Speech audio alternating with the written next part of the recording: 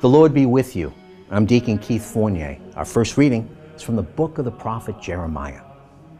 Yahweh says this, "Accursed be anyone who trusts in human beings, who relies on human strength, and whose heart turns from Yahweh.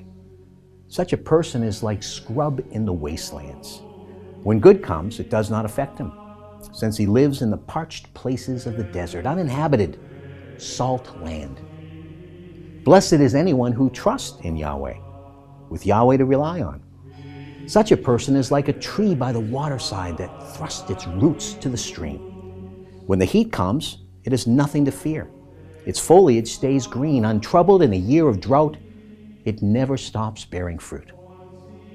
The heart is more devious than any other thing and is depraved. Who can pierce its secrets? I, Yahweh, search the heart, test the motives, to give each person what his conduct and his actions deserve." And our response is from Psalm 1. "How blessed is anyone who rejects the advice of the wicked and does not take a stand in the path that sinners tread, nor seat in company with cynics, but who delights in the law of Yahweh and murmurs his law day and night. Such a one is like a tree planted near streams. It bears fruit in season, and its leaves never wither, and every project succeeds. How different the wicked, how different. Just like chaff blown around by the wind. For Yahweh watches over the path of the upright, but the path of the wicked is doomed."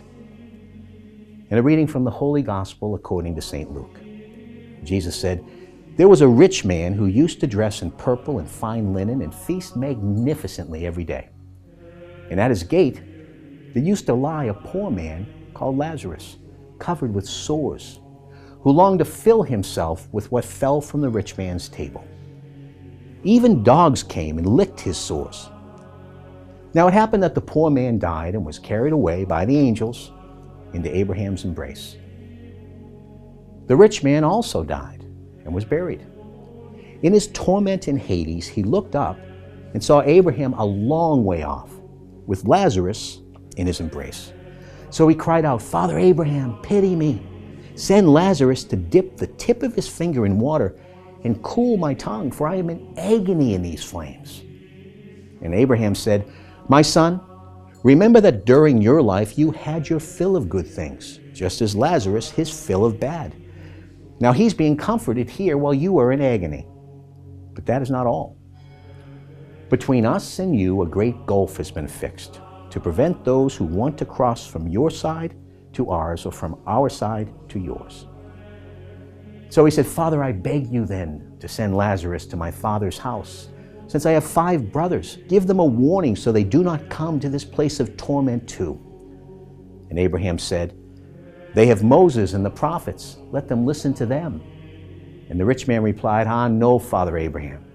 But if someone comes to them from the dead, they will repent.'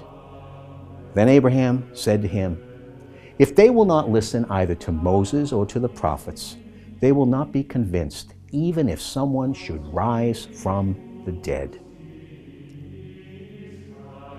The Gospel of the Lord.